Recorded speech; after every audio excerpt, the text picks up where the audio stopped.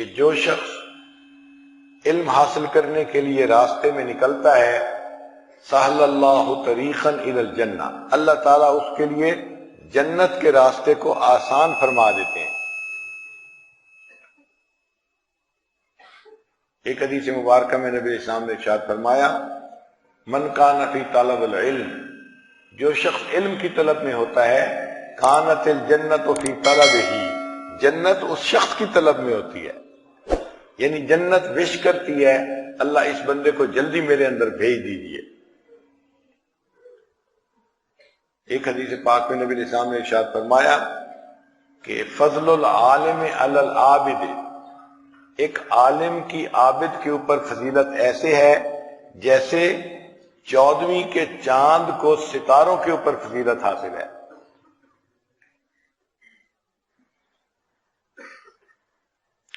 چنانچہ نبی علیہ السلام نے ارشاد فرمایا کہ جو طالب علم حاصل کرنے کے لیے اپنے گھر سے نکلتا ہے فَهُوَ فِي سَبِيلِ اللَّهِ حَتَّى يَرْجِعَ، وہ اللہ کے راستے میں ہوتا ہے جب تک کہ لوٹ کر واپس نہیں آ جاتا۔ اس کا معنی یہ کہ طالب علم اگر مدرسے میں کچھ بھی نہ کرے، ایسے ہی بیٹھا ہوا ہو، تو بھی اس کو اللہ کے راستے میں نکلنے کا ثواب مل رہا ہوتا ہے۔ جیسے معتکف کو مسجد میں آ کر بیٹھنے پر ثواب ملتا ہے اگرچہ کچھ بھی نہ کر رہا ہو، اسی طرح طالب علم کو بھی اللہ کے راستے میں نکلنے کا ثواب مل رہا ہوتا ہے۔ ایک حدیث پاک میں نبی علیہ السلام نے ارشاد فرمایا کہ جب کوئی طالب علم اپنے گھر سے نکلتا ہے علم حاصل کرنے کے لیے تو ملائکہ اپنے پر اس کے پاؤں کے نیچے بچھاتے ہیں۔ اب طلباء کو یہ بات عجیب لگے گی کہ فرشتے اپنے پر بچھاتے ہیں، جی اظہار محبت کے لیے۔ ہم نے اپنی زندگی میں دیکھا ہے اگر کسی ملک کا صدر وزیر اعظم کہیں جائے تو اس کو جہاں ریسیو کرتے ہیں، استقبال کرتے ہیں، اس کے لیے ریڈ کارپٹ بچھایا جاتا ہے، تو یہ ریڈ کارپٹ اس کی عزت افزائی کے طور پہ بچھاتے ہیں۔ اور تاریخ میں لکھا ہے کہ کئی جگہوں پر کچھ لوگ گئے تو ان کے لیے پھول بچھائے گئے کہ جی محبوب نے آنا ہے، راستے میں پھول بچھا دیں۔ اور کئی مرتبہ تو محبت کا تقاضا یہ ہوتا ہے کہ پھول بھی نہ بچھائیں بلکہ راستے میں بچھائیں۔ شاعر نے کہا اے باد صبا کچھ تو ہی بتا، مہمان جو آنے والے ہیں۔ اے باد صبا کچھ تو ہی بتا، مہمان جو آنے والے ہیں، کلیاں نہ بچھانا راہوں میں، ہم پلکیں بچھانے والے ہیں۔ تو کلیاں بچھانے کو دل کرتا ہے اگر کسی کا، تو کسی کا پلکیں بچھانے کو دل کرتا ہے۔ تو اگر دنیا کے لوگ محبت کا اظہار اس طریقے سے کرتے ہیں تو ملائکہ محبت کا اظہار اس طرح سے کرتے ہیں کہ جو طالب علم اپنے گھر سے نکلتا ہے وہ اس کے پاؤں کے نیچے اپنے پر بچھا دیتے ہیں۔ یہ محبت کا یہ پروٹوکول ہے جو اللہ نے اس طالب علم کو عطا فرمایا۔ اللہ رب العزت کے ہاں علم کی بڑی قدر ہے۔ چنانچہ قرآن مجید میں ایک جگہ اللہ رب العزت نے گواہی عطا فرمائی کہ اللہ کے سوا کوئی معبود نہیں، اور پھر فرشتوں کی گواہی کا بھی تذکرہ کیا۔ اور عجیب مزے کی بات ہے کہ اہل علم کی گواہی کو بھی ساتھ ہی تذکرہ کیا، وہ عاطفہ کے ساتھ ملا دیا۔ شہد اللہ انہ لا الہ الا هو والملائکۃ واولو العلم قائما بالقسط۔ یعنی سوچنے کی بات ہے کہ اللہ رب العزت عظمتوں کی انتہا،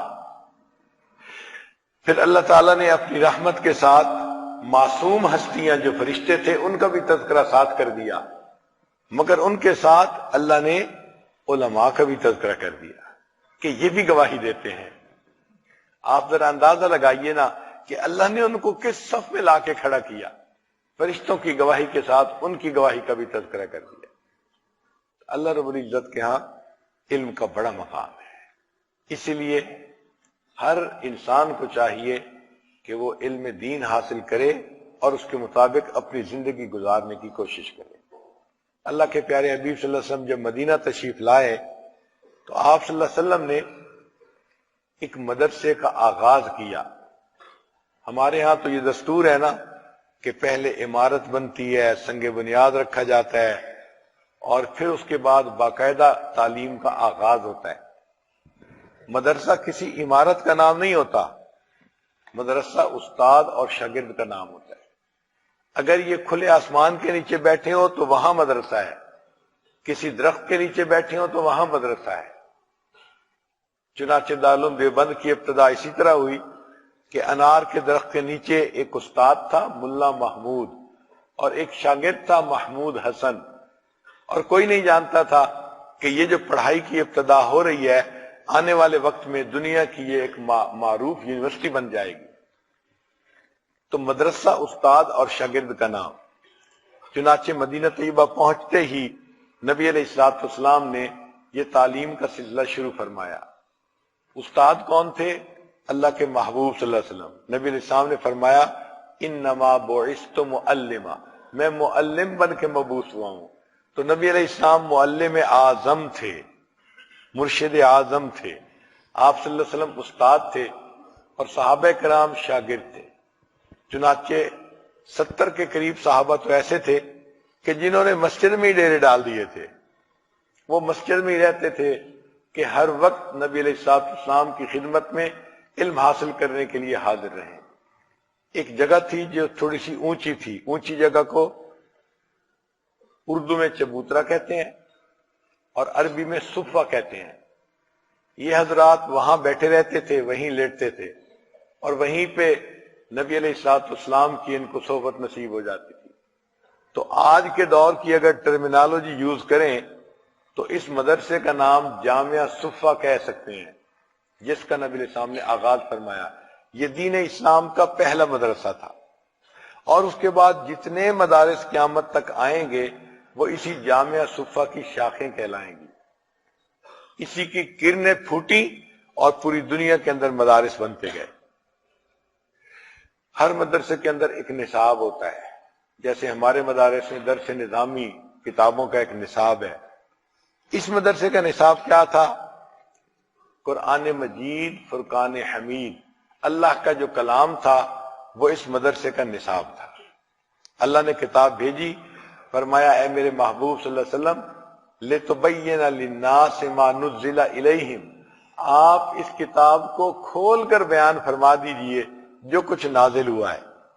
چنانچہ نبی علیہ السلام قرآن مجید کی تفصیل بتاتے تھے، صحابہ کرام اس کو سیکھتے تھے، سنتے تھے۔ تو قرآن مجید سلیبس تھا اور نبی علیہ السلام اس کی تفسیر فرماتے تھے، اور جو نبی علیہ السلام کا کلام تھا اس کو حدیث پاک کہا جاتا تھا، اور صحابہ کرام سیکھتے تھے۔ اب ہر مدرسے میں ٹائمنگز ہوتے ہیں، جی صبح 8 بجے سے لے کے شام 4 بجے تک مدرسے کے اوقات ہیں، مگر یہ عجیب مدرسہ تھا کہ جس کے اوقات 24 گھنٹے تھے، کوئی ٹائم سیٹ نہیں تھا، 24 گھنٹے میں کوئی بھی وقت تعلیم کے لیے ہو سکتا تھا۔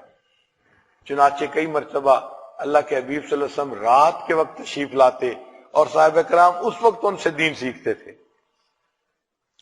حدیث مبارکہ میں ہے کہ نبی علیہ السلام مسجد میں تشریف لائے تو دیکھا کہ حضرت ابوبکر صدیق رضی اللہ تعالیٰ عنہ وہ نفل پڑھ رہے ہیں اور اس میں قرآن پاک کی تلاوت خفی انداز سے کر رہے ہیں، آہستہ کر رہے ہیں، اور تھوڑی دور جگہ پہ حضرت عمر رضی اللہ تعالیٰ عنہ وہ بھی تہجد پڑھ رہے ہیں لیکن جہر کے ساتھ قرآن پاک کی تلاوت کر رہے ہیں۔ جب دونوں نے نماز پڑھ لی، نبی علیہ السلام کی خدمت میں حاضر ہوئے تو نبی علیہ السلام نے فرمایا ابو بکر آپ اتنا آہستہ کیوں پڑھ رہے تھے؟ جواب دیا اے اللہ کے حبیب صلی اللہ علیہ وسلم میں اس ذات کو سنا رہا تھا جو سینوں کے بھید جانتی ہے، مجھے اونچا پڑھنے کی کیا ضرورت تھی؟ تو نبی علیہ السلام نے فرمایا عمر آپ اتنا اونچا کیوں پڑھ رہے تھے؟ اے اللہ کے حبیب صلی اللہ علیہ وسلم میں سوتوں کو جگا رہا تھا، شیطان کو بھگا رہا تھا۔ تو نبی علیہ السلام نے دونوں کو سمجھایا، ابو بکر آپ تھوڑا سا جہر کے ساتھ پڑھیں اور عمر آپ تھوڑا سا آواز کو کم کریں، میانہ روی رہے۔ تو دیکھیں رات کے وقت میں بھی ان کی کلاس ہو رہی ہے اور ان کو پڑھایا جا رہا ہے۔ تو 24 گھنٹے کا یہ مدرسہ تھا۔ اچھا، اس میں جو 70 کے قریب طلباء تھے وہ اقامتی طلباء کہے جا سکتے ہیں کہ رہتے ہی وہیں تھے، اور یہ غریب لوگ تھے، کھانے کو نہیں ملتا تھا، کیونکہ مدرسے میں کوئی مطبخ نہیں تھا، کوئی طباخ نہیں تھا۔ اگر کچھ اللہ کی طرف سے انتظام ہو جاتا تھا تو کھا لیتے تھے سب، اور نہیں انتظام ہوتا تھا تو بھوکے رہتے تھے۔ حضرت ابو ہریرہ رضی اللہ عنہ فرماتے ہیں کہ بھوک کی وجہ سے میرے اندر اتنی نقاہت ہو جاتی تھی کہ میں بے ہوش ہو کے گر جاتا تھا۔ لوگ سمجھتے تھے کہ ان کو مرگی کا دورہ پڑا ہے، حالانکہ وہ تو بھوک کی وجہ سے ہوتا تھا۔ اور ایک مرتبہ ابو ہریرہ رضی اللہ عنہ عشاء کی نماز پڑھنے کے بعد مسجد نبی کے دروازے پر آ کر لیٹ گئے۔ ان کا منشا یہ تھا کہ کوئی نہ کوئی گھر جانے والا بندہ مجھے دیکھے گا تو دعوت دے گا تو میرے لیے بھی کچھ کھانے کا انتظام ہو جائے گا۔ ابو بکر صدیق لانو آئے اور چلے گئے سلام کر کے۔ ابو ہریرہ لانو سمجھ گئے کہ ان کے گھر میں بھی آج کچھ نہیں ہوگا۔ پھر عمر لانو آئے، سلام کر کے چلے گئے، سمجھ گئے کہ ان کے گھر میں بھی آج انتظام نہیں۔ پھر اللہ کے حبیب صلی اللہ علیہ وسلم تشریف لائے، پوچھا ابو ہریرہ یہاں کیوں لوٹے ہوئے ہو؟ کہ اللہ کے حبیب صلی اللہ علیہ وسلم بہت بھوک ہے، بیٹھا بھی نہیں جاتا، لیٹ گیا ہوں۔ فرمایا آؤ میرے ساتھ چلو۔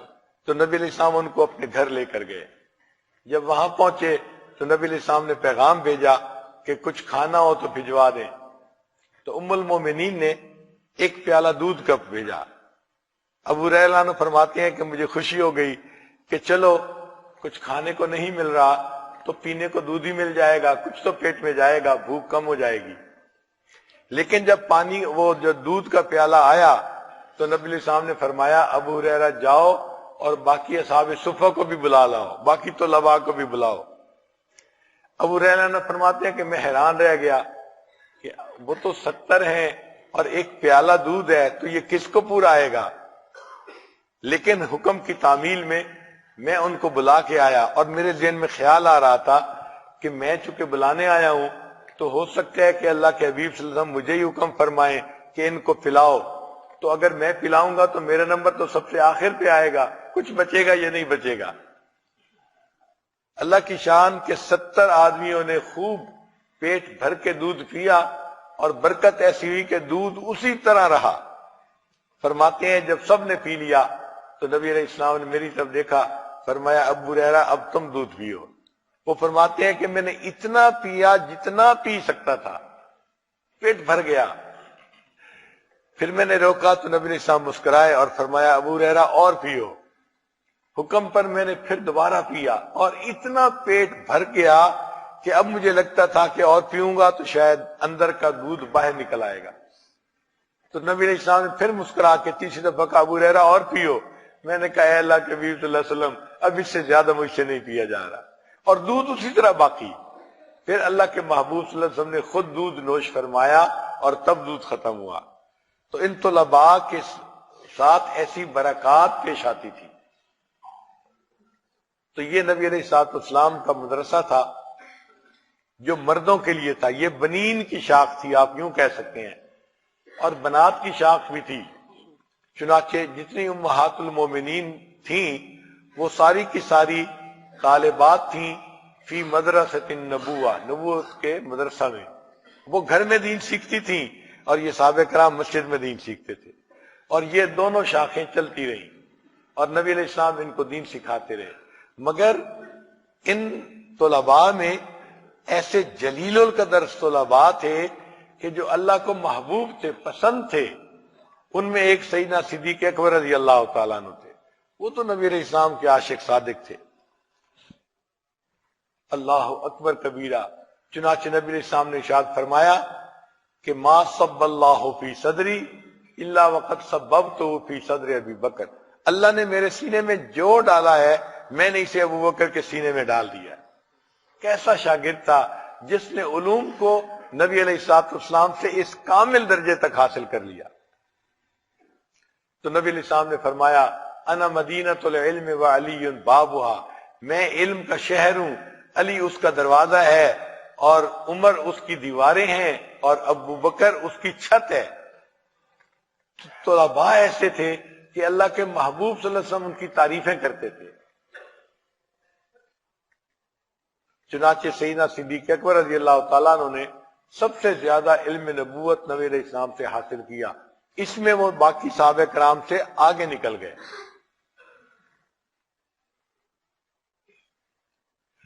پھر ایک سیدنا عمر رضی اللہ تعالیٰ عنہ بھی تھے، وہ ایسے طالب علم تھے سبحان اللہ کہ ان کی رائے 16 موقع پر وہی تھی جو پھر قرآن پاک کی آیات اتری۔ کان رأیہ موافقا للوحی والکتاب۔ کتنی عظمت ہے کہ ایک انسان کی سوچ اسی طرح ہو جائے جو اللہ کا کلام اترنے والا ہے۔ اللہ اکبر کبیرہ۔ نبی علیہ السلام نے ان کے بارے میں فرمایا عمر جس راستے پہ چلتا ہے شیطان اس راستے کو چھوڑ جاتا ہے۔ نبی علیہ السلام نے فرمایا الحق ینطلق علی لسان عمر، عمر کی زبان کے اوپر حق بولتا ہے۔ ایسا اللہ تعالیٰ نے ان طلباء کو مقام عطا فرمایا تھا۔ پھر ایک طالب علم تھے عثمان غنی رضی اللہ تعالیٰ عنہ، اتنی باحیا زندگی گزارنے والے تھے کہ فرشتے بھی ان سے حیا کرتے تھے۔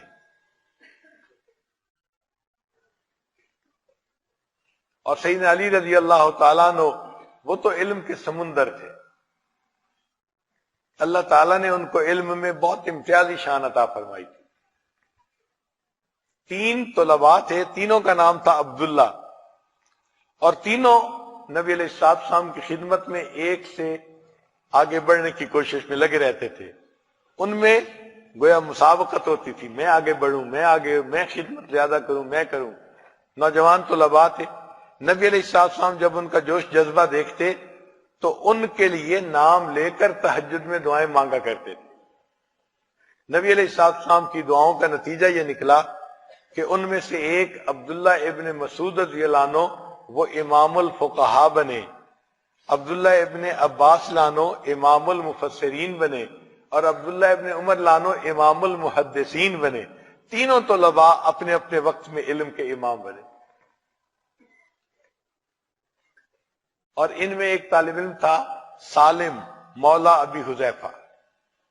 نبی علیہ السلام ان کو دیکھ کر فرماتے تھے کہ سالم کا سینہ گلے تک ایمان کے ساتھ بھرا ہوا ہے۔ اب اللہ کے حبیب صلی اللہ علیہ وسلم کی یہ تصدیق کہ سالم کا سینہ گلے تک ایمان کے ساتھ بھرا ہوا ہے، اللہ اکبر کبیرہ، کیسے طلباء۔ ایک صحابی ان میں سے طالب علم ایسے تھے ابن کعب رضی اللہ تعالیٰ عنہ، بہت اچھا قرآن پاک پڑھتے تھے۔ ایک مرتبہ نبی علیہ السلام تشریف لائے اور نبی علیہ السلام نے فرمایا ابن کعب مجھے سورہ بینہ سناؤ۔ تو ابن کعب رضی اللہ عنہ نے عرض کیا اے اللہ کے حبیب صلی اللہ علیہ وسلم قرآن مجید تو آپ کے اوپر اترا، میں آپ کے سامنے کیسے پڑھوں؟ تو نبی علیہ السلام نے فرمایا پڑھو۔ اچھا ابن کعب رضی اللہ عنہ بڑے سمجھدار تھے، وہ سمجھ گئے کہ اوپر سے اشارہ ہوا ہے لگتا ہے، تو انہوں نے سوال ہی پوچھ لیا اے اللہ کے حبیب صلی اللہ علیہ وسلم اللہ سمانی، کیا اللہ تعالیٰ نے میرا نام لے کر یہ فرمایا ہے؟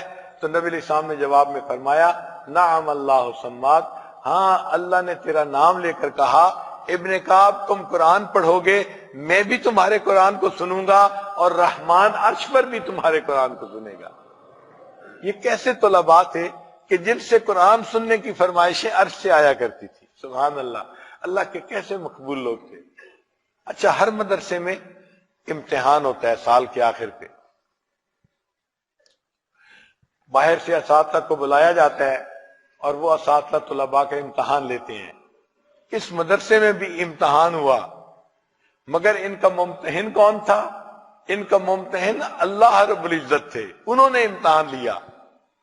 چنانچہ اللہ تعالیٰ فرماتے ہیں اولئک الذین امتحن اللہ، یہ وہ لوگ تھے جن کا امتحان اللہ نے لیا، اللہ جو علیم بذات الصدور ہے انہوں نے ان کا امتحان لیا۔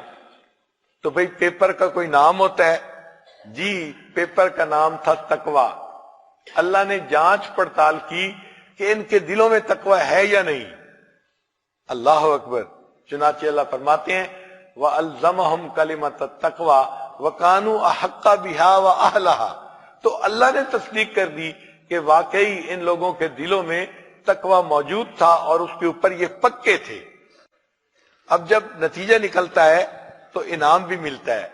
تو ان طلباء کا جب یہ نتیجہ نکلا اور یہ پاس ہو گئے تو ان کو انعام بھی ملنا چاہیے تھا. اللہ نے انعام بھی دیا اور ایسا انعام دیا جو ان کے علاوہ پھر کسی اور کو نہ ملا. اللہ فرماتے ہیں رضی اللہ عنہم ورضوا عنہ، وہ اللہ سے راضی اور اللہ ان سے راضی. یہ وہ خوش نصیب ہستیاں تھیں، اسی دنیا میں ان کو اللہ کی رضا کا پیغام مل گیا تھا. آپ سوچئے کتنا بلند درجہ پایا ہوگا کہ دنیا میں ان کو رضا کا اعلان عطا فرما دیا گیا. چنانچہ نبی علیہ الصلوۃ والسلام کے یہ وہ شاگرد تھے کہ جن جیسے شاگرد، جن جیسی جماعت پوری کائنات میں کہیں نظر نہیں آتی. انبیاء نے جتنی جماعتیں دنیا میں آ کر بنائی ان میں سے سب سے بہترین جماعت اللہ کے پیارے حبیب صلی اللہ علیہ وسلم کے صحابہ کی جماعت. ایک حدیث پاک میں ہے کہ نبی علیہ السلام سے پوچھا گیا کہ کتنے انبیاء دنیا میں تشریف لائے، تو نبی علیہ السلام نے فرمایا 1,24,000 انبیاء دنیا میں تشریف لائے. اور کتابوں میں لکھا ہے کہ نبی علیہ السلام کے صحابہ کی تعداد بھی 1,24,000. تو علماء نے لکھا ہے کہ اللہ کے محبوب صلی اللہ علیہ وسلم جو تھے وہ تمام انبیاء کے کمالات کے جامع تھے، یعنی سب کا مجموعہ تھے، تمام انبیاء تھے کمالات کے. اب انبیاء تھے 1,24,000 اور آگے شاگرد بھی بنے 1,24,000. تو اللہ کے حبیب صلی اللہ علیہ وسلم نے اپنے ہر شاگرد کو کسی نہ کسی نبی علیہ الصلوۃ والسلام کے کمالات کا وارث بنا دیا. تو ہر صحابی کسی نہ کسی نبی علیہ السلام کے کمال کا وارث بنا. اس لیے نبی علیہ السلام نے فرمایا اصحابک النجوم بأیہم اقتدیتم اہتدیتم، میرے صحابہ ستاروں کی مانند ہیں، تم جس کی بھی پیروی کرو گے تم ہدایت پا جاؤ گے. تو یہ ایسا مدرسہ تھا جو اللہ کے محبوب صلی اللہ علیہ وسلم چلاتے تھے. یہاں سے علم کی کرنیں پھوٹیں اور پھر علم جو تھا آگے انسانوں کے اندر بڑھنا شروع ہوا. آج یہ جو مدرسہ ہے یہ بھی اصحاب صفہ کا وہ جو جامعہ صفہ ہے اس کے ایک روحانی جو ہے وہ شاخ ہے، ایک کرن ہے وہاں سے پھوٹی ہوئی. اور جو طلباء ہیں ان کو بھی اصحاب صفہ کے ساتھ ایک روحانی مناسبت ہے، ایک نسبت ہے ان کے ساتھ.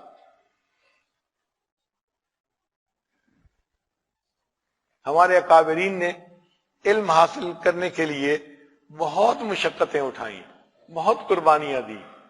اللہ نے علم کی ایسی طلب ان کو دی ہوتی تھی کہ وہ علم کے لیے دور دراز کے سفر کرتے تھے. شہد کی مکھی نیکٹر لینے کے لیے دور دراز جاتی ہے، باغ میں جاتی ہے، پھلوں کے درختوں پہ جاتی ہے، وہاں سے نیکٹر حاصل کرتی ہے.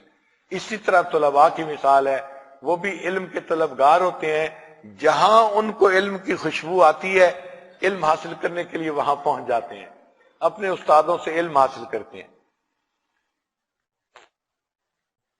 چنانچہ بعض علماء نے تو سینکڑوں میل کا سفر پیدل طے کیا اور اپنے استادوں سے علم حاصل کیا.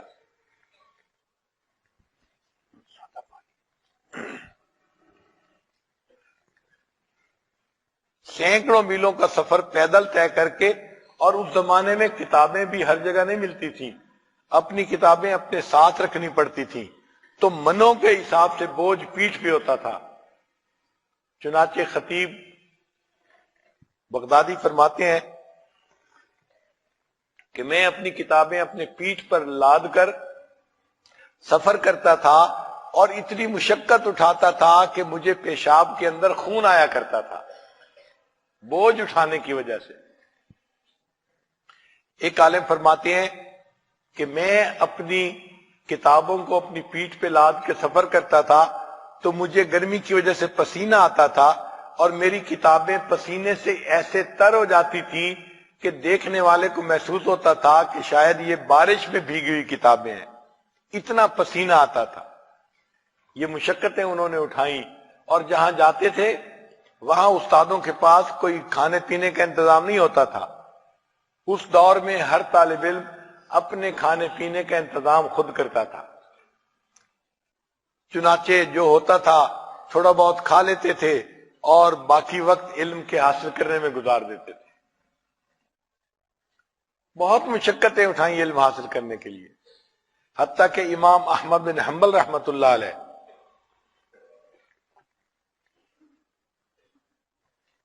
اپنے استاد سے علم حاصل کرتے تھے۔ ایک وقت آیا کہ ان کے پاس جو کھانے پینے کا سامان تھا وہ ختم ہو گیا، تو فاقے شروع ہو گئے۔ انسان کتنا فاقہ برداشت کرتا ہے، 1 دن 2 دن 3 دن، اور وہاں تو کچھ کھانے کو تھا ہی نہیں، فقط پانی پہ گزارا ہوتا تھا۔ تو اتنا فاقہ کہ بیٹھنا مشکل، اٹھنا مشکل۔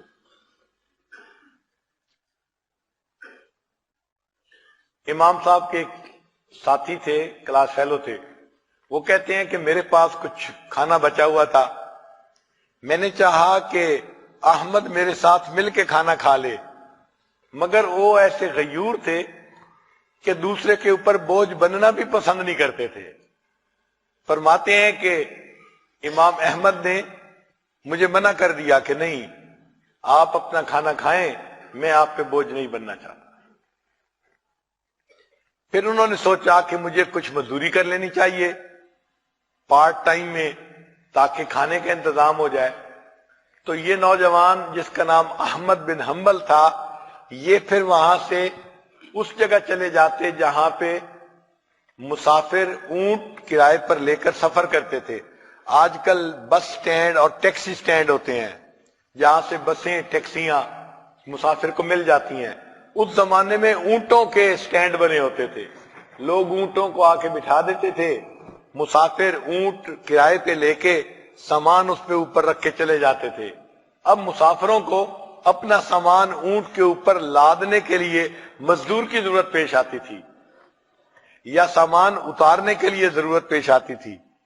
تو امام احمد بن حنبل رحمۃ اللہ علیہ وہاں چلے گئے اور لوگوں کو کہا کہ جس کو اپنا سامان اونٹ پہ رکھوانا ہو میں رکھ دوں گا، بس اس کے بدلے مجھے کچھ اجرت چاہیے۔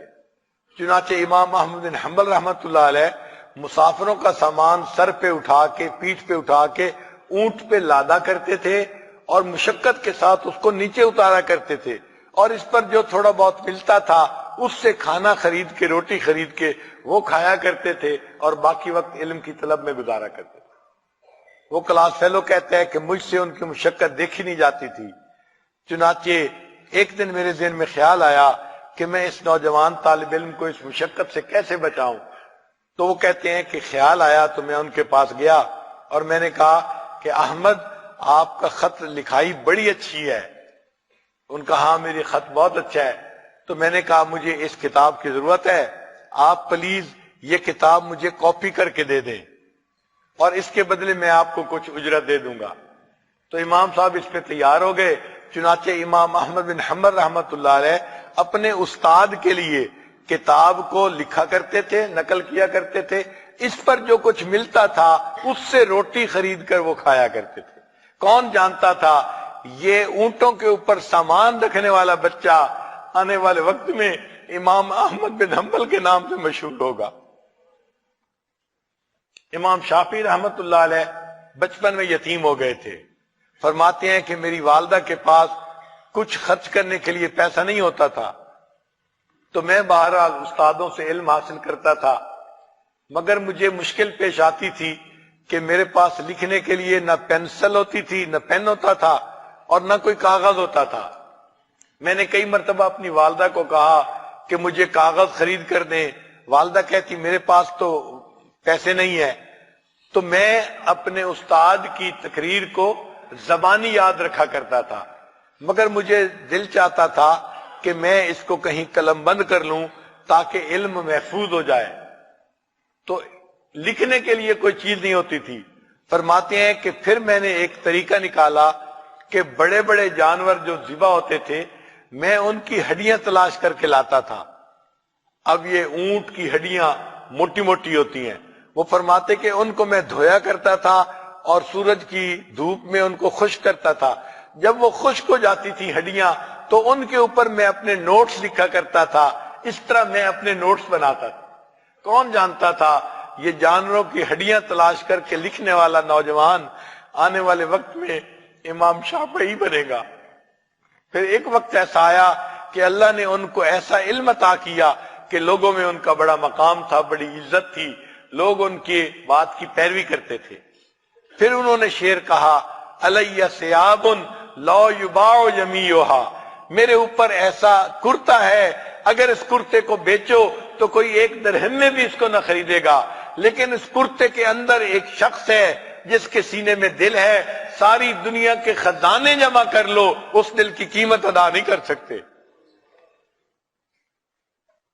پھر اللہ نے ان کو وہ علم عطا کیا تھا۔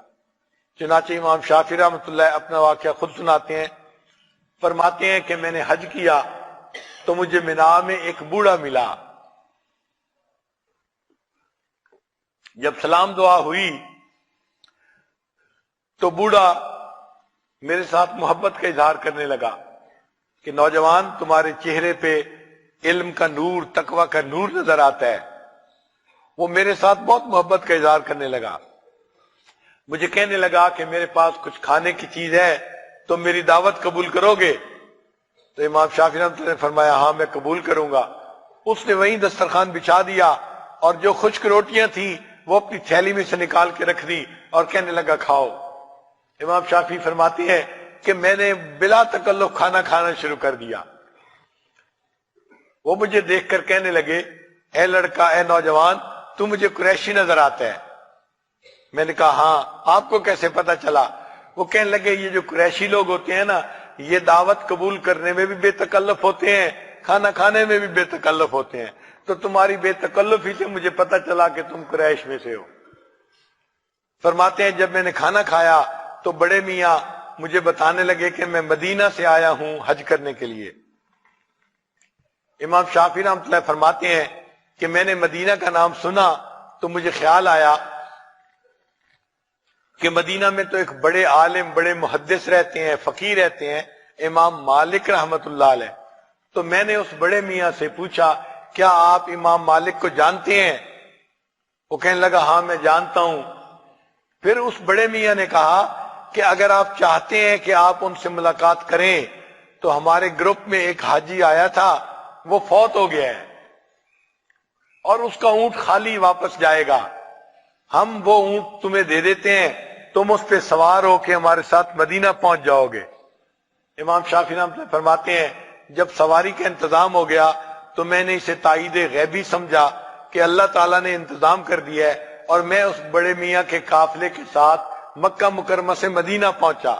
فرماتے ہیں مجھے مکہ سے مدینہ پہنچنے میں 16 دن لگے، اور 16 دن میں میں نے 16 مرتبہ قرآن مجید کو مکمل پڑھ لیا۔ آپ اندازہ لگائیے کہ ان مشقتوں کے باوجود ان حضرات میں عبادت کا شوق کتنا ہوتا تھا کہ 16 دن لگے اور 16 دن میں 16 مرتبہ قرآن مجید کو مکمل پڑھ لیا۔ فرماتے ہیں جب نبی میں پہنچے تو نماز ہو رہی تھی، ہم نماز میں شریک ہو گئے۔ جب نماز مکمل ہوئی تو فرماتے ہیں کہ ایک اونچے لمبے قد کا بندہ تھا جس نے ایک تہبند باندھی ہوئی تھی اور ایک چادر اوپر اوڑے ہوئی تھی۔ وہ ایک جگہ اٹھ کر بیٹھا اور اس نے کہنا شروع کر دیا، قال قال رسول اللہ صلی اللہ علیہ وسلم۔ امام شافعی فرماتے ہیں میں سمجھ گیا کہ یہی امام مالک ہوں گے۔ ان دنوں امام مالک رحمت اللہ علیہ اپنے شاگردوں کو احادیث لکھوا رہے تھے، اس کو کہتے ہیں املا کروانا۔ تو امام مالک حدیث کی تلاوت کرتے تھے اور سب طلباء سن کے حدیث کو لکھتے تھے۔ چنانچہ امام مالک نے احادیث پڑھنی شروع کی، طلباء نے لکھنی شروع کی۔ امام شافعی رحمۃ اللہ فرماتے ہیں کہ میں بھی پاس بیٹھا ہوا تھا اور احادیث سن رہا تھا، میرے دل میں ایک تمنا ہوئی کاش میرے پاس کاغذ ہوتا تو میں بھی باقی طلباء کی طرح احادیث کو لکھنے کا شرف بھی حاصل کر لیتا۔ فرماتے ہیں میں یہ سوچ رہا تھا تو مجھے اپنے سامنے ایک تنکا پڑا ہوا نظر آیا زمین پہ، میں نے وہ تنکا اٹھا لیا اور اس تنکے کو میں نے قلم سمجھ لیا تصور میں، اور امام صاحب جو حدیث لکھوا رہے تھے اس حدیث کو میں نے اپنی ہتھیلی پہ لکھنا شروع کیا تاکہ مجھے طلباء کے ساتھ مشابہت نصیب ہو جائے۔ من تشبہ بقوم فہو منہم۔ فرماتے ہیں میں طلباء کاغذ پر حدیث لکھ رہے تھے اور میں جو ہے اپنی ہتھیلی کے اوپر حدیث کو لکھ رہا تھا. کبھی کبھی میں اس تنکے کو اپنے لب کے ساتھ لگاتا اس نیت کے ساتھ کہ میں اس کے ساتھ سیاہی لگا رہا ہوں اور حدیث پاک لکھ رہا ہوں. اب اگلی نماز کا وقت ہو گیا تو امام صاحب نے اپنا درس بند کیا تو طلباء وضو کرنے کے لیے چلے گئے. امام شافعی فرماتے ہیں کہ میرا چونکہ وضو تھا میں وہیں بیٹھا رہا. تو امام مالک رحمت اللہ علیہ نے مجھے انجان بندہ دیکھ کر، نیا بندہ دیکھ کر، اجنبی بندہ دیکھ کر اپنے پاس بلایا. میں گیا تو امام صاحب نے پوچھا کہ اے نوجوان تم ہتھیلی پہ کیا کر رہے تھے؟ میں نے کہا حضرت جو حدیثیں آپ سنا رہے تھے تو میں اس کو لکھ رہا تھا. فرمایا ہتھیلی دکھاؤ. جب ہتھیلی دیکھی تو اس پر تو کچھ نہیں لکھا ہوا تھا. تو امام مالک رحمۃ اللہ نے فرمایا اے نوجوان یہ تو علم کے ادب کے خلاف ہے کہ تم اس طرح کر رہے تھے. تو میں نے عرض کیا حضرت میں غریب طالب علم ہوں، میرے پاس کوئی کاغذ نہیں ہے، قلم نہیں ہے، لیکن میرا دل چاہتا تھا میں طلباء کے ساتھ مشابہت اختیار کروں، ان سے تشبہ حاصل کرنے کے لیے میں اپنی ہتھیلی پر لکھ رہا تھا. ہتھیلی پر نہیں لکھ رہا تھا، حقیقت میں تو آپ کی سنائی ہوئی حدیثیں میں اپنے دل کے اوپر لکھ رہا تھا. جب یہ کہا تو امام مالک رحمۃ اللہ نے فرمایا اچھا تم اپنے دل پر لکھ رہے تھے؟ میں نے کہا جی. امام مالک رحمۃ اللہ نے فرمایا اچھا میں نے جتنی حدیثیں سنائی ہیں ان میں سے آدھی تم اگر زبانی سنا دو تو میں تمہیں جانوں. امام شافعی رحمۃ اللہ فرماتے ہیں جتنی حدیثیں سنائی تھیں میں نے ابتدا سے لے کے انتہا تک متن اور روایت کے ساتھ ساری حدیث ان کو سنا دی. تو امام مالک رحمۃ اللہ علیہ بہت خوش ہوئے اور میرے ساتھ انہوں نے محبت کا اظہار فرمایا. ایسے طلباء ہوتے تھے استاد سے سنتے تھے ان کو تمام احادیث زبانی یاد ہو جایا کرتی تھی. یہ سلسلہ علم حاصل کرنے کا اسی طرح امت میں چلتا رہا. اس امت میں علم حاصل کرنے کی جو طلب ہے وہ ایسے لوگوں نے ظاہر کی کہ ایسی طلب دوسری کسی امت میں قوم میں نظر نہیں آتی. آپ انگریزوں سے پوچھیں، دوسرے ادیان والوں سے پوچھیں، کنی ان کے معاشرے میں علم کی طلب کی ایسی مثالیں ہیں ہی نہیں جو دین اسلام میں نظر آتی ہیں. اللہ نے عجیب نعمت عطا فرمائی ہے اس امت کو. چنانچہ ابن تیمیہ رحمت اللہ علیہ کو وقت کے بادشاہ نے جیل بھیج دیا. انہوں نے کوئی فتویٰ دیا تھا جو وقت کے بادشاہ کو اچھا نہ لگا تو اس نے ہیلے بہانے سے ان کو جیل بھیج دیا. 3 دن گزرے تو حاکم وقت کے دربار میں ایک نوجوان آیا جو ٹین ایجر تھا، 18-20 سال اس کی عمر تھی. اب اس جوانی کی عمر میں وہ لڑکا زار و قطار رو رہا تھا. اس کو اس طرح روتا دیکھ کر جو حاکم وقت کے ساتھ لوگ بیٹھے ہوئے تھے ان کے دل پسیج گئے. وہ کہنے لگے نوجوان تم کیوں آئے ہو؟ نوجوان نے کہا میں ایک فریاد لے کے آیا ہوں کہ حاکم وقت میری فریاد کو پورا کر دے. تو جو لوگ تھے انہوں نے حاکم وقت کو سفارش کی کہ یہ نوجوان بڑا ہی کوئی حاجت مند ضرورت مند نظر آتا ہے، اس کے دل کو بہت کوئی تکلیف ہے کہ یہ اتنا زار و قطار رو رہا ہے. انہوں نے کہا پلیز آپ اس کی بات کو ضرور پورا کر دیں. تو حاکم وقت نے کہا نوجوان تم اپنی بات بتاؤ کہ میں تمہاری بات کو پورا کر دوں. تو نوجوان کہنے لگا میں یہ فریاد لے کے آیا ہوں کہ پلیز آپ مجھے جیل میں بند کر دیں، جیل میں بھیج دیں. حاکم وقت حیران کہ ایسی فریاد تو کوئی نہیں کرتا، تم کیوں کر رہے ہو؟ اس نوجوان نے کہا جناب آپ نے میرے استاد کو جیل میں بند کر دیا ہے اور 3 دن سے میرا سبق قضا ہو رہا ہے. اب میں آیا ہوں کہ آپ پلیز مجھے بھی جیل میں بند کر دیں. میں جیل کی مشقتیں تو برداشت کر لوں گا لیکن اپنے استاد سے وہاں سبق تو پڑھ لیا کروں گا. آپ اندازہ لگائیے ان طلباء کے دل میں علم حاصل کرنے کی کتنی طلب ہوتی ہوگی جو جیل میں جانے کے لیے تیار ہیں کہ میں اپنے استاد سے وہاں سبق ہی پڑھ لیا کروں گا. ان طلباء میں امیروں کے بیٹے بھی ہوتے تھے، غریبوں کے بیٹے بھی ہوتے تھے. چنانچہ امیروں کے بیٹوں میں ایک نوجوان تھا جس کا نام تھا عبداللہ.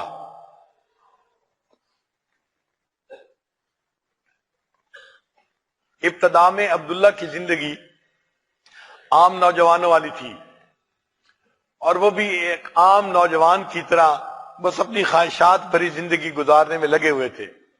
والد والدہ دونوں بڑے نیک تھے، اور وہ دعائیں مانگتے تھے کہ اللہ تعالیٰ عبداللہ کو دین کے علم کے لیے قبول فرما لے۔ عبداللہ نام ہی نہیں سنتا تھا، وہ سونے کا چمچ منہ میں لے کے پیدا ہوا تھا، تو مال و دولت کی کثرت نے اس کو بگاڑ دیا تھا۔ بس وہ اپنے نوجوان دوستوں کے ساتھ وقت گزارتا اور دن رات اپنی خواہشات کو پورا کرنے میں لگا رہتا تھا۔ ماں باپ کی دعائیں بڑی نعمت ہوتی ہیں، چنانچہ اللہ نے مہربانی فرمائی کہ ماں باپ کی دعائیں لگیں اور اللہ نے عبداللہ کے رخ کو پھیر دیا۔ واقعہ یہ ہوا کہ عبداللہ ایک لڑکی پہ فریفتہ تھا۔ اس نے اس سے کہا کہ مجھے آپ سے ملاقات کرنی ہے۔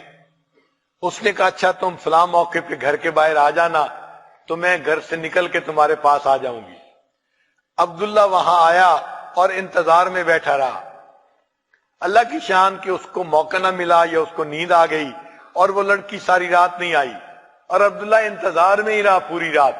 سردیوں کی لمبی رات تھی، ٹھٹھر بھی رہے تھے اور انتظار بھی کر رہے تھے، حتیٰ کہ صبح کا وقت ہو گیا اور مؤذن نے اللہ اکبر کے الفاظ سے اذان شروع کی۔ جب اللہ اکبر کے الفاظ سنے تو عبداللہ کے دل پہ چوٹ لگی کہ میں ایک عورت کے عشق میں گرفتار ساری رات اس کے انتظار میں بیٹھا رہا اور میرا محبوب میرے پاس نہ آیا، اس نے مجھے دھوکہ دیا۔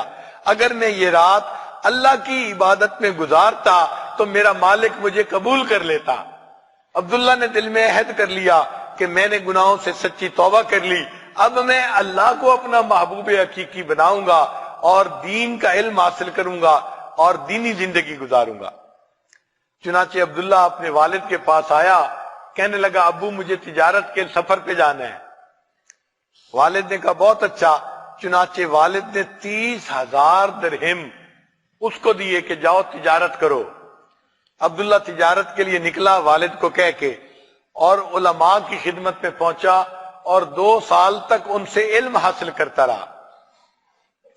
2 سال کے بعد جب واپس گیا، والد نے دیکھا تو پہچان لیا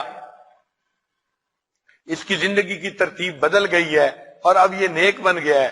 تو والد نے کہا بیٹا آپ مجھے کہہ کے گئے تھے کہ تجارت کرنے جا رہا ہوں، آپ نے 30,000 درہم کا کیا کیا؟ عبداللہ نے کہا ابا جان میں نے وہ تجارت کی ہے جس کے ذریعے انسان اپنے مال کو فروخت کر کے آخرت کو خرید کرتا ہے، میں نے وہ تجارت کی ہے۔ چنانچہ والد خوش ہو گئے اور انہوں نے پھر 20,000 درہم اور دیے۔ عبداللہ بن مبارک نے سفر کیا۔ ہم اپنے اساتذہ کا نام اگر شمار کریں نا تو ہم نے اپنی زندگی میں کل 100 کے قریب استادوں سے علم حاصل کیا ہوگا۔ سکول، کالج، یونیورسٹی، مدرسے میں 100 کے قریب حضرات ہوں گے جن سے ہم نے پڑھا ہوگا، یا اس سے بھی کم، یا کچھ لوگ ہوں گے جنہوں نے اس سے کچھ زیادہ استادوں سے علم حاصل کیا ہوگا۔ لیکن یہ عبداللہ ایسا تھا، اس نے اپنی زندگی میں 4,000 اساتذہ سے علم حاصل کیا تھا۔ چنانچہ علم میں وہ مقام پایا کہ جب یہ جاتے تھے تو امام احمد بن حنبل رحمت اللہ علیہ اپنی نشست سے اٹھ جاتے تھے اور اس عبداللہ کو اپنے نشست پر بٹھاتے تھے اور فرماتے تھے کہ مشرق اور مغرب کے علوم کا عالم میرے پاس اس وقت آیا ہے، میں کیوں نہ اس کو اپنی جگہ کے اوپر بٹھاؤں۔ یہ امام اعظم ابو حنیفہ رحمۃ اللہ کے شاگرد بنے اور ان کا نام پھر بعد میں بڑا مشہور ہوا، ان کا نام بنا عبداللہ ابن مبارک رحمت اللہ علیہ۔ اور اسماء و رجال کی کتاب میں ان کے بارے میں اتنی تعریفیں کی گئی ہیں کہ میں نے اپنے استاد سے یہ لفظ سنے، وہ فرماتے تھے کہ امام بخاری رحمت اللہ علیہ کے لیے بھی جو لفظ محدثین نے استعمال نہیں کیے وہ عبداللہ ابن مبارک کے لیے انہوں نے استعمال فرمائے ہیں۔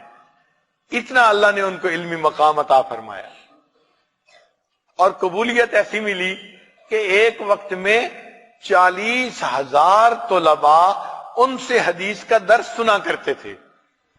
آپ دیکھیے آج بڑے سے بڑے کوئی محدث ہوں، بخاری شریف کا درس دیتے ہوں، طلباء کی تعداد 1,000، 2000 3000. بڑے بڑے دارالعلوموں میں بخاری شریف کے طلباء کی تعداد 4000 5000. ہٹھ ہزاری ایک مدرسہ ہے بنگلہ دیش میں. اس عاجز کو وہاں جانے کا موقع ملا. وہاں دور حدیث کے طلباء کی تعداد 4000 تھی. اللہ اکبر، دور حدیث کے طلباء کی تعداد 4000. تو آج کل طلباء کی تعداد 4000 اور عبداللہ ابن مبارک رحمۃ اللہ کے طلباء کی تعداد 40000 تھی. حضرت شیخ الحدیث رحمۃ اللہ فرماتے ہیں اس زمانے میں ساؤنڈ سسٹم نہیں ہوتا تھا، تو عبداللہ ابن مبارک رحمۃ اللہ علیہ حدیث پڑھتے تھے اور لوگ مکبر کی طرح ان سے حدیث سن کے آگے مجمع کو سناتے تھے. تو شیخ الحدیث رحمۃ اللہ نے لکھا ہے کہ جو لوگ ان سے حدیث سن کے آگے سناتے تھے وہ جو مکبرین تھے ان کی تعداد 1100 ہوا کرتی تھی. اب 1100 لوگ اگر مکبر ہوتے تھے تو مجمع کتنا ہوگا؟ اتنے طلباء ایک وقت میں ان سے حدیث پڑھا کرتے تھے. اللہ نے ان کا علمی فائد ایسے آگے پہنچایا. ان کے ایک کلاس فیلو تھے اسماعیل رحمت اللہ علیہ. وہ فرماتے ہیں کہ مجھے عبداللہ ابن مبارک کی قبولیت دیکھ کے حیرانی ہوتی تھی اور میں سوچتا تھا کہ جن استادوں سے ہم نے پڑھا انہی سے عبداللہ ابن مبارک نے پڑھا. جتنے وہ ذہین ہیں اتنے تو ہم بھی ذہین ہیں، لیکن ان کی قبولیت کا راز کیا ہے؟ وہ فرماتے تھے کہ پھر بعد میں مجھے پتا چلا کہ ان کے دل میں جو اللہ کا خوف تھا، جو خشیت تھی، اس کی وجہ سے اللہ نے ان کو قبولیت عطا فرمائی تھی. وہ اسماعیل رحمت اللہ فرماتے ہیں کہ میں نے عبداللہ ابن مبارک کی زندگی کو بہت قریب سے دیکھا، بہت قریب سے جائزہ لیا. 2 سال میں نے ان کی زندگی کو قریب سے دیکھنے کے بعد یہ نتیجہ نکالا کہ عبداللہ ابن مبارک اور صحابہ کرام کے درمیان ایک فرق تھا کہ صحابہ کو نبی علیہ السلام کے دیدار کا شرف حاصل تھا، یہ شرف عبداللہ ابن مبارک کو حاصل نہیں تھا. اس کے علاوہ عبداللہ ابن مبارک اور صحابہ کی زندگی میں مجھے کوئی فرق نظر نہیں آتا تھا. آپ سوچئے کیا مقام پایا ہوگا کہ لوگ گواہی دیتے تھے کہ ان کی زندگی میں اور صحابہ کی زندگی میں ہمیں کوئی فرق ہی نظر نہیں آتا تھا. اتنا علم تھا اور اتنی خشیت تھی کہ جب ان کا آخری وقت آیا تو عبداللہ ابن مبارک رحمۃ اللہ چارپائی پہ لیٹے ہوئے تھے. اپنے شاگردوں کو فرمایا مجھے چارپائی سے اٹھا کے زمین پہ لٹا دو. اب اس زمانے میں نیچے ماربل نہیں لگے ہوتے تھے، نیچے کوئی چپس کے فرش نہیں ہوتے تھے، نہ نیچے قالین بچھے ہوتے تھے، مٹی ہوتی تھی. شاگرد حیران، حضرت نے فرمایا ہے مجھے چارپائی سے اٹھا کے زمین پہ لٹا دو. تو انہوں نے تھوڑا توقف کیا، سوچ میں پڑ گئے. تو عبداللہ ابن مبارک رحمۃ اللہ نے پھر فرمایا مجھے زمین پہ لٹاؤ. چنانچہ شاگردوں نے الامر فوق الادب، حکم کی وجہ سے اٹھا کے اپنے استاد کو زمین پر لٹایا. تو طلباء کہتے ہیں کہ عبداللہ ابن مبارک رحمۃ اللہ علیہ کو موت کے آخری جو اوقات تھے، لمحات تھے زندگی کے، اس وقت میں جب ہم نے زمین پہ لٹایا تو ہماری چیخیں نکل گئیں کہ عبداللہ ابن مبارک رحمۃ اللہ علیہ اپنے رخسار کو زمین کے ساتھ رگڑنے لگے، اپنے رخسار کو زمین کے ساتھ رگڑنے لگے اور اپنی سفید داڑھی کو پکڑ کے اللہ کے سامنے رو کر کہنے لگے اللہ عبداللہ کے بڑھاپے پر رحم فرما. وہ اللہ کی عظمت کو جانتے تھے، بے نیازی کو جانتے تھے. نہیں کہا اللہ میں نے حدیث پڑھائی ہے، ایک وقت میں 40,000 طلباء شاگرد تھے، اتنے لوگوں کی زندگیوں کو میں نے بدلا ہے، اپنا کوئی عمل اللہ کے سامنے پیش نہیں کیا. وہ جانتے تھے کہ اللہ بے نیاز ہے، اللہ کے سامنے کوئی اپنے عمل نہیں پیش کر سکتا. بس اتنا کہا اللہ عبداللہ کے بڑھاپے پہ رحم فرما لے. اللہ اکبر کبیرہ. ایسے حضرات تھے جنہوں نے علم کی خدمت کر کے اپنی پوری زندگی اس میں لگا دی. حالانکہ یہ عمراء کے بیٹے تھے، مگر اللہ نے علم کو علم کی طلب دی تھی اور انہوں نے اس طرح علم کی خدمت میں اپنی زندگی لگائی.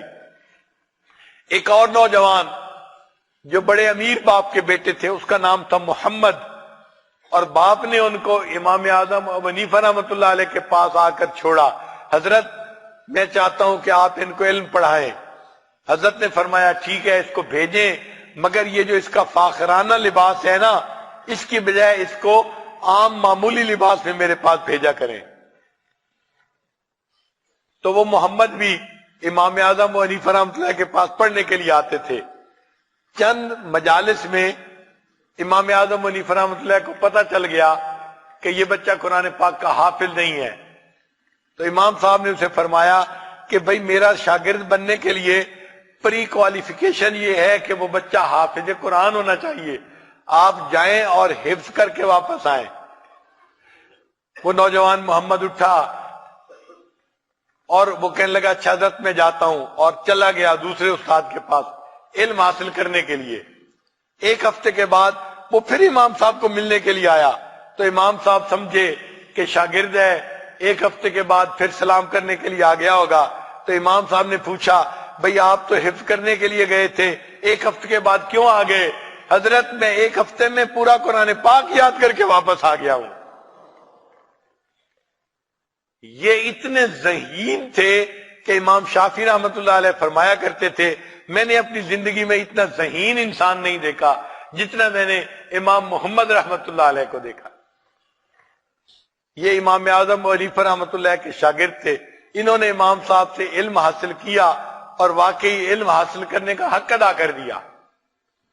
امام اعظم و حنیفہ رحمۃ اللہ علیہ ان سے بھی زیادہ ذہین تھے، ان کی ذہانت کے بعد باتیں کیا کرنی یا واقعات کیا بتانے۔ اللہ تعالیٰ نے ان کو علم میں مقام دیا تھا کہ امام شافعی رحمۃ اللہ علیہ فرمایا کرتے تھے کہ لوگ فقہ میں ابو حنیفہ کے تو بال بچے ہیں۔ امام شافعی رحمۃ اللہ فرمایا کرتے تھے کہ اللہ نے ان کو اتنا استدلال کی قوت عطا فرمائی کہ اگر وہ کسی ستون کو سونے کا ثابت کرنا چاہیں تو ایسے دلائل دیں گے کہ لوگ ان کی بات کو قبول کر لیں گے۔ اللہ نے ان کو ایسی ذہانت عطا فرمائی تھی۔ ایک مرتبہ فقہا میں مسئلہ چلا، ایک آدمی 4 رکعت کی نیت باندھے نماز کی تو 2 رکعت کے بعد عبدہ و رسولہ پڑھ کے اس کو کھڑے ہو جانا چاہیے تیسری رکعت میں، لیکن یہ بندہ جو نماز پڑھ رہا ہے اس کو دھیان نہیں رہا اور یہ عبدہ و رسولہ کے بعد آگے درود شریف پڑھنا شروع کر دیتا ہے، تو اس کا کیا حکم ہے؟ امام اعظم رحمۃ اللہ سے مسئلہ پوچھا گیا۔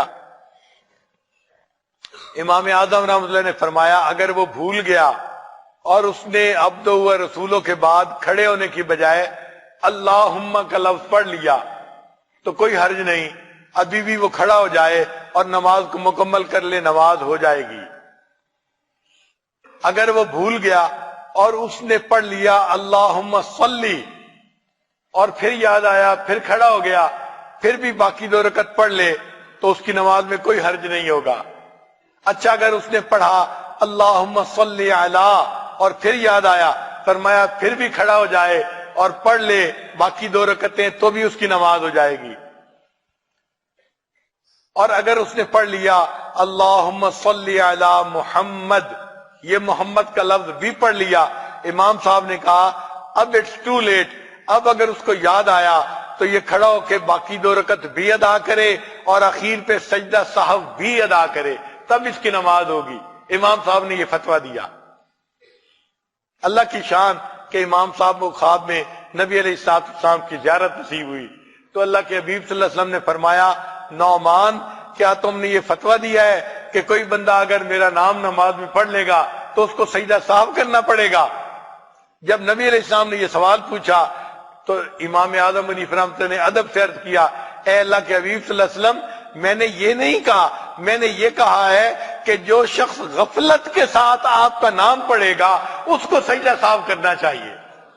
تو نبی علیہ السلام مسکرائے اور فرمایا ابو حنیفہ تم نے صحیح مسئلہ اس کو بتایا ہے۔ اللہ نے ان کو ایسا علمی کمال عطا فرمایا تھا۔ تو چنانچہ امیروں کے بیٹے بھی تھے اور ان طلباء میں فقیروں کے بیٹے بھی تھے، غریب لوگ بھی تھے۔ چنانچہ غریبوں میں ایسے ایسے حضرات تھے کہ ان کو کھانا نہیں ملتا تھا اور وہ پھر بھی پڑھتے تھے۔ امام طبرانی رحمۃ اللہ فرماتے ہیں ہم 3 ساتھی تھے اور ہم مسجد نبوی میں حدیث پڑھا کرتے تھے. ایک وقت آیا کہ تینوں کے پاس کھانا ختم ہو گیا. فرماتے ہیں اب ہم پانی سے ہی گزارا کرتے تھے، لیکن جب پیٹ میں کچھ نہیں تھا تو نقاہت غالب آ گئی، ہمارے لیے بیٹھنا مشکل ہوتا تھا. میرے باقی 2 ساتھی کہنے لگے بھائی ہم سے تو اتنی بھوک برداشت نہیں ہوتی، ہم تو واپس گھر جا رہے ہیں. میں نے کہا نہیں، میں ابھی گھر نہیں جاتا، میں استاد سے پڑھوں گا، اور میں مسجد نبوی میں اپنا وقت گزارنے لگا. کہتے ہیں کہ مجھے بھی اتنی بھوک تھی کہ مجھے نقاہت کی وجہ سے جو ہے بے ہوشی ہو جاتی تھی. میرے ذہن میں خیال آیا کہ میں تو یہاں نبی علیہ الصلوۃ والسلام کا مہمان ہوں، میں اپنے میزبان کو جا کے کیوں نہ بتاؤں کہ مجھے بھوک لگی ہے. امام طبرانی رحمۃ اللہ فرماتے ہیں یہ خیال آنے کے بعد میں مواجہ شریف پہ حاضر ہوا اور میں نے صلاۃ والسلام پڑھا، اور صلاۃ والسلام پڑھنے کے بعد میں نے یہ الفاظ کہے یا رسول اللہ صلی اللہ علیہ وسلم جو الجو، مجھے بھوک لگی ہے، بس الجو کا لفظ میں نے کہا. یہ کہنے کے بعد میں مسجد سے باہر نکلنے لگا. فرماتے ہیں جب میں مسجد کے دروازے سے باہر نکلا میں نے ایک عربی کو دیکھا کہ جس کے ہاتھ میں روٹیوں کی ایک گٹھڑی بھی تھی اور اس نے اپنے سر کے اوپر ہنڈیا بھی اٹھائی ہوئی تھی، گرم گرم سالن، گرم گرم روٹی، اور وہ میرا نام پکار رہا تھا. تو میں نے اپنا نام سنا تو میں نے اس سے کہا کہ آپ یہ نام کیوں لے رہے ہیں، یہ تو میرا نام ہے. اس نے کہا میں مسجد کا پڑوسی ہوں، میرے گھر کی دیوار اور مسجد کی دیوار ایک ہے، میں اپنے گھر میں لیٹا ہوا تھا، مجھے خواب میں نبی علیہ الصلوۃ والسلام کی زیارت نصیب ہوئی، اور نبی علیہ السلام نے خواب میں فرمایا کہ تم مسجد کے پڑوسی ہو، میرا ایک مہمان بھوکا ہے، اس کو کھانا کھلاؤ. وہ کہتے ہیں کہ میری آنکھ کھلی اور میں نے دیکھا کہ میری بیوی نے ابھی روٹیاں پکا کے رکھی تھیں اور سالن تیار کیا تھا. میں نے بیوی کو کہا اپنے لیے اور روٹیاں بنا لو، سالن بنا لو، اللہ کے محبوب صلی اللہ علیہ وسلم کا ایک مہمان بھوکا ہے، یہ کھانا میں اس کو دینے جا رہا ہوں. اور میں نے کھانا اٹھایا اور دروازے کے اوپر آ کر کھڑا ہو گیا اور یہ نام میں نے پکارنا شروع کر دیا، اگر تمہارا یہ نام ہے، تم نبی علیہ السلام کے مہمان ہو، تمہارے لیے یہ کھانا موجود. کیسے طلباء تھے جن کے ساتھ اللہ کے محبوب صلی اللہ علیہ وسلم کو اتنی محبت تھی کہ وہ اللہ کے حبیب صلی اللہ علیہ وسلم کے مہمان تھے.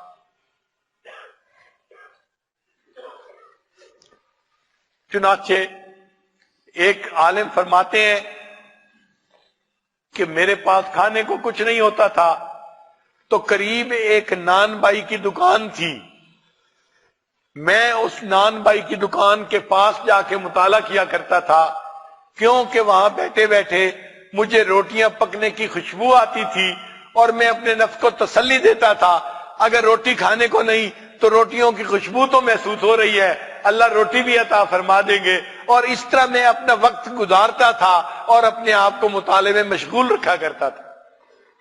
اللہ اکبر، یہ کیسے حضرات تھے جنہوں نے اتنی بھوک برداشت کر کے پھر بھی علم کو حاصل کیا اور علم حاصل کر کے اس دنیا سے چلے گئے. آپ کہیں گے جی کہ پہلے دور کے زمانے کے لوگوں کی باتیں بیٹھے سنا رہے ہیں، قریب کے زمانے کے ایک بزرگ کی بات سن لیجئے، شاہ عبد القادر رائے پوری رحمت اللہ علیہ اپنا واقعہ خود سناتے ہیں.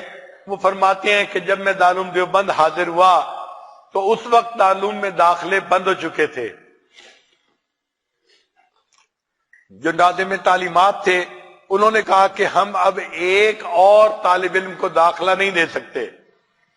میں نے پوچھا کہ حضرت اس کی وجہ کیا ہے؟ وہ فرمانے لگے کہ دارالعلوم میں مطبخ کا انتظام نہیں ہے، نہ کوئی طباخ ہے. بستی کے لوگ اپنے گھروں میں جتنے طلباء کا کھانا پکا کے دے سکتے ہیں ہم اتنے طلباء کو داخلہ دیتے ہیں اقامتی طور پہ. اب ایک گھر والا ایسا نہیں جو ایک مزید طالب علم کے کھانے پکانے کی ذمہ داری لے لے، تو ہم آپ کو داخلہ نہیں دے سکتے. میں نے کہا حضرت مجھے مشروط داخلہ دے دے،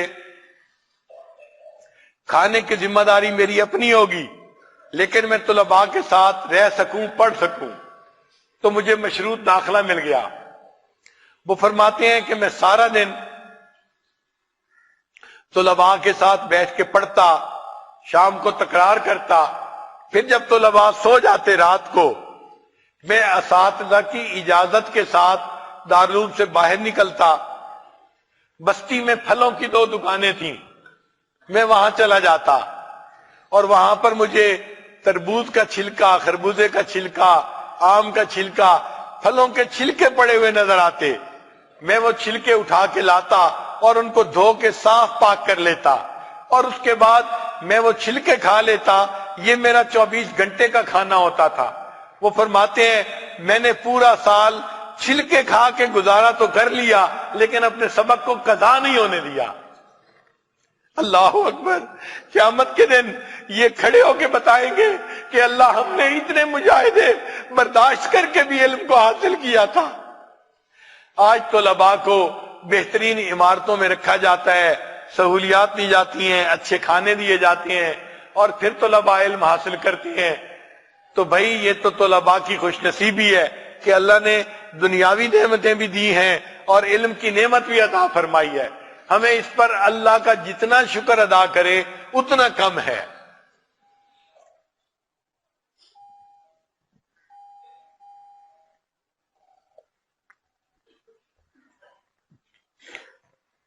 علامہ ذہبی رحمۃ اللہ علیہ نے اپنی کتاب سیر اعلام النبلاء اس میں ایک واقعہ لکھا ہے۔ اندلس کے ایک محدث تھے، ان کا عجیب و غریب واقعہ ہے۔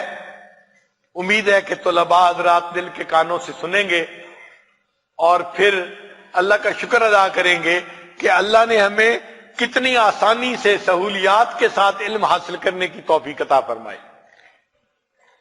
اس نوجوان کی عمر تھی 20 سال۔ عزیز طلباء، 20 سال کی عمر تو شہوات کی عمر ہوتی ہے، خواہشات کی عمر ہوتی ہے۔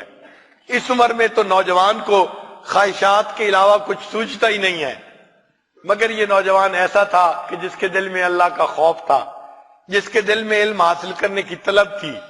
اس نوجوان نے سنا کہ بغداد میں ایک عالم ہے جن کا نام احمد بن حنبل ہے، وہ بڑے محدث بھی ہیں، بڑے فقیہ بھی ہیں۔ تو اس نے نیت کی کہ میں بغداد جاؤں گا اور ایسے محدث سے اور عالم سے میں علم حاصل کروں گا۔ وہ فرماتے ہیں کہ میں اپنے گھر سے نکلا، کچھ ضروری سامان میرے پاس تھا، راستے میں سمندر تھا، تو میں ایک بڑی کشتی کے اوپر سوار ہو گیا۔ اللہ کی شان کے کشتی پر سفر شروع ہوا اور راستے میں کشتی والا جو تھا وہ راستہ بھول گیا، اور ہمیں جتنا وقت لگنا تھا 1 ہفتہ وہ 1 مہینے میں تبدیل ہو گیا۔ ہمارے پاس اتنا کھانا نہیں تھا، اتنا سامان نہیں تھا، کیونکہ 1 مہینہ ہم سمندر میں رہے تو ہمارا کھانا پینے کا سامان بھی ختم ہو گیا، پینے کو پانی بھی نہیں تھا، اور سمندر کا پانی اتنا کڑوا تھا کہ پی نہیں سکتے تھے۔ اب نہ کھانا ہے نہ پینا ہے، اور سمندر میں کشتی کی وجہ سے ہچکولے لگتے تھے تو ہمیں الٹیاں آتی تھیں، تو پیٹ میں تھا کچھ نہیں اور جو کچھ تھا الٹیوں سے نکل گیا تھا۔ کہتے ہیں کہ ہماری طبیعت بڑی خراب اور ہمیں موت آنکھوں سے نظر آ رہی تھی، حتیٰ کہ اللہ اللہ کر کے ایک وقت آیا کہ کشتی ساحل کے ساتھ لگی۔ وہ کہتے ہیں میں نے اللہ کا شکر ادا کیا اور اپنے سامان کو لے کے میں پھر پیدل چل پڑا۔ اب مجھے کئی 100 کلومیٹر کا سفر پیدل طے کر کے بغداد پہنچنا تھا۔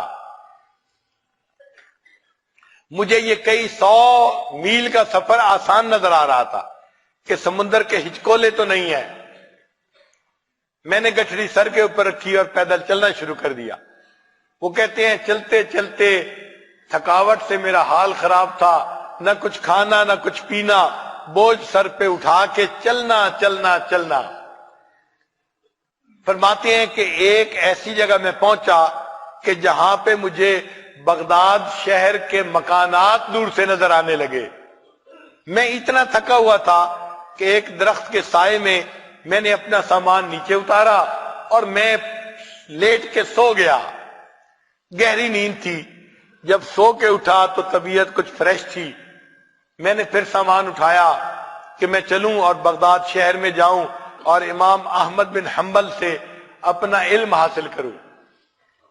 فرماتے ہیں میں جا رہا تھا، مجھے بغداد شہر کا ایک بندہ آتا ہوا دکھائی دیا، میں نے اس کو سلام کیا اور اس سے پوچھا کہ سنائیں امام احمد بن حنبل کا کیا حال ہے؟ وہ مجھے کہنے لگا کہ نوجوان تم ان کی بات کیوں پوچھ رہے ہو؟ میں نے کہا اس لیے کہ میں اندلس سے ہزاروں کلومیٹر دور سے علم حاصل کرنے کے لیے آیا ہوں، میں ان سے علم حاصل کرنا چاہتا ہوں۔ اس آدمی نے افسوس کا ایک سانس لیا لمبا اور ٹھنڈی سانس لے کے کہا نوجوان تمہاری یہ خواہش پوری نہیں ہو سکے گی، اس لیے کہ تم امام احمد بن حنبل سے علم حاصل نہیں کر سکتے۔ میں نے کہا کیوں؟ اس نے کہا کہ حاکم وقت کسی وجہ سے ان سے ناراض ہو گیا ہے اور اس نے ان کو ہاؤس اریسٹ کر دیا ہے، گھر میں نظر بند کر دیا ہے، نہ وہ کسی بندے سے مل سکتے ہیں نہ کوئی بندہ ان سے مل سکتا ہے، لہذا تم ان سے علم حاصل نہیں کر سکتے۔ وہ نوجوان کہتا ہے کہ میرے دل پہ چوٹ لگی یہ بات سن کے، لیکن میں بغداد شہر چلا گیا کہ اللہ تعالیٰ کوئی نہ کوئی سبیل نکال دیں گے۔ کہتے ہیں وہاں جا کے میں نے ایک معمولی کمرہ کرائے پہ لے لیا اور وہاں رہنا شروع کر دیا۔ میرے ذہن میں خیال آیا کہ آخر اتنا بڑا شہر ہے اور علم کے اتنے جو ہے بڑے بڑے علماء جبال العلم یہاں موجود ہے، تو کہیں نہ کہیں تو درس حدیث ہوتا ہوگا۔ وہ کہتے ہیں کہ میں نے لوگوں سے پوچھا، انہوں نے کہا شہر کی جامع مسجد میں عصر کے بعد یحییٰ بن معین رحمت اللہ علیہ حدیث کا درس دیتے ہیں۔ تو میں عصر کے بعد جامع مسجد چلا گیا،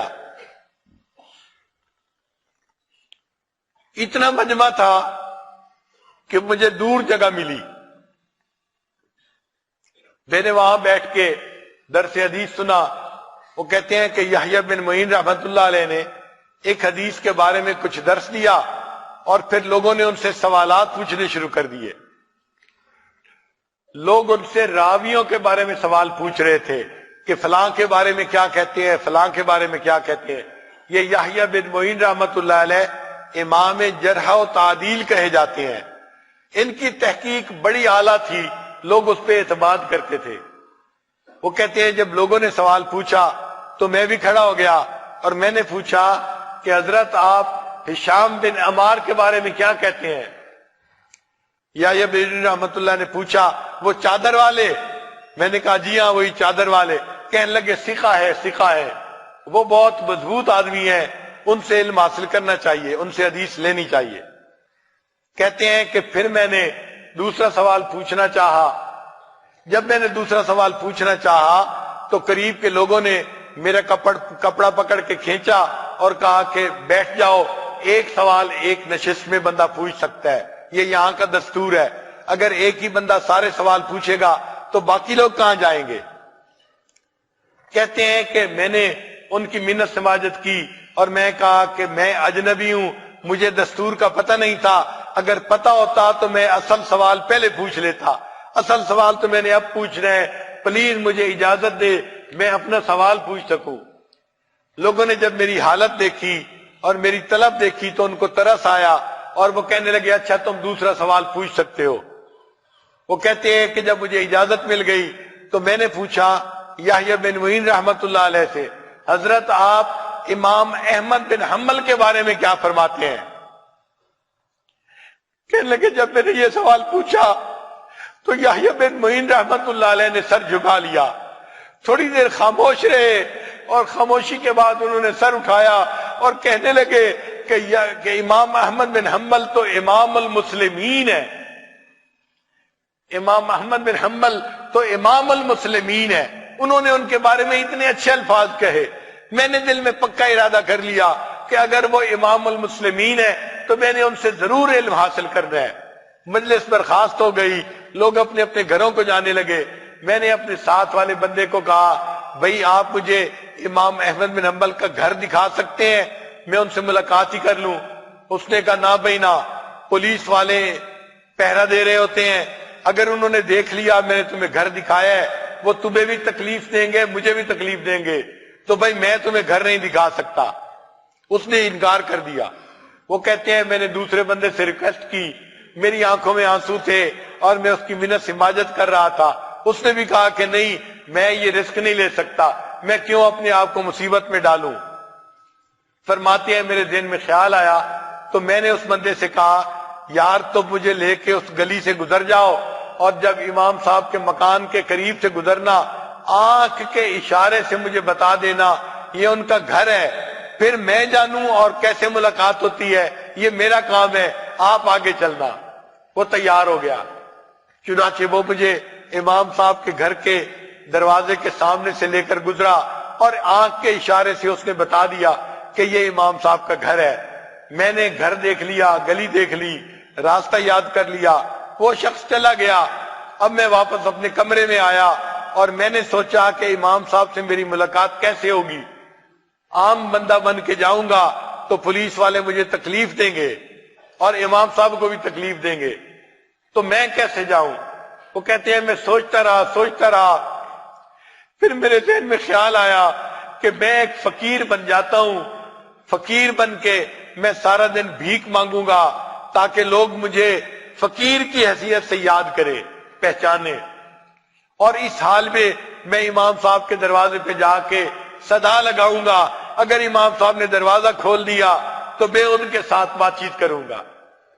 وہ کہتے ہیں کہ اگلے دن میں نے اپنا گھٹنا کپڑے کے ساتھ باندھ لیا جیسے کوئی زخم ہوتا ہے اور اس کو باندھا ہوا ہوتا ہے، اور میری حالت تو ویسے ہی فقیروں والی تھی۔ میں نے ہاتھ میں ایک پیالہ بھی پکڑ لیا اور میں باہر نکلا، اور ایک ہاتھ میں لاٹھی ایک ہاتھ میں پیالہ، اور میں نے مانگنا شروع کر دیا۔ اس زمانے میں جو فقیر ہوتے تھے وہ چیز نہیں مانگتے تھے، بس یہ صدا لگاتے تھے اجرکم علی اللہ، اجرکم علی اللہ، اور ان کی اس بات کو سن کے لوگ سمجھتے تھے کہ یہ ضرورت مند ہے تو کچھ نہ کچھ دے دیا کرتے تھے۔ وہ نوجوان کہتا ہے کہ میں باہر نکلا اور میں نے آواز لگانی شروع کر دی اجرکم علی اللہ، اجرکم علی اللہ۔ اب کچھ لوگ مجھے تیکھی نظروں سے دیکھتے کہ چہرہ تو نوجوانوں والا ہے، 20 سال کی عمر تھی، یہ کیوں مانگ رہا ہے، بری بات ہے۔ اور کچھ بندے میرے اوپر ترس کھا لیتے کہ کوئی معذور ہوگا اور مجھے دے دیتے، اور میں چل بھی معذوروں کی طرح رہا تھا۔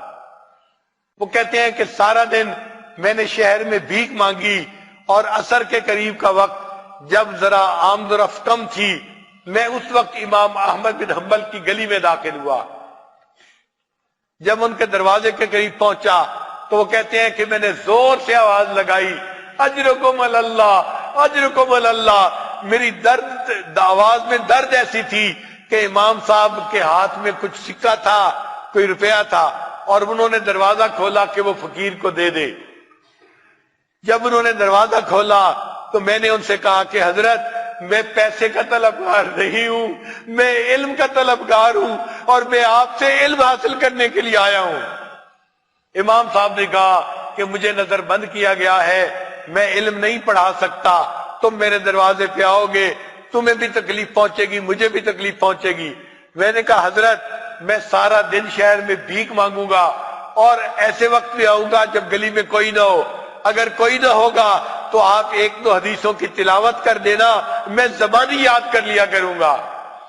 میں سنت کا طالب ہوں اور سنت کا متلاشی ہوں، اور اگر کوئی بندہ نظر آئے تو آپ یہی سکہ میرے کشکول میں ڈال دینا، میں ویسے ہی چلا جاؤں گا۔ امام صاحب راضی ہو گئے، چنانچہ میں پورا 1 سال شہر کے اندر بھیک مانگتا رہا، اور اس بہانے امام صاحب کے دروازے پہ جاتا۔ امام صاحب کبھی 1 حدیث روایت کرتے، کبھی 2 حدیثیں روایت کرتے، میں سن کے ان کو زبانی یاد کر لیا کرتا تھا۔ 1 سال کے بعد وقت کا حاتم فوت ہو گیا، جو نیا حاکم بنا اس کو امام صاحب کے ساتھ عقیدت تھی، اس نے امام صاحب کی نظر بندی بھی ختم کر دی اور ان کا مسجد میں درس بھی شروع کروا دیا۔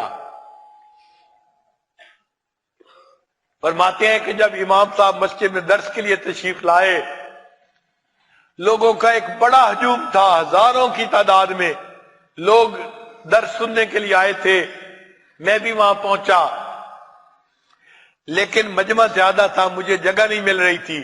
وہ فرماتے ہیں کہ امام احمد بن حنبل رحمۃ اللہ علیہ انہوں نے مجھے دیکھا دور سے بیٹھے ہوئے، تو فرمایا طلباء کو کہ بھائی یہ جو نوجوان طالب علم ہے اس کو ذرا میرے قریب آنے دو، علم کا صحیح طالب علم تو یہ ہے۔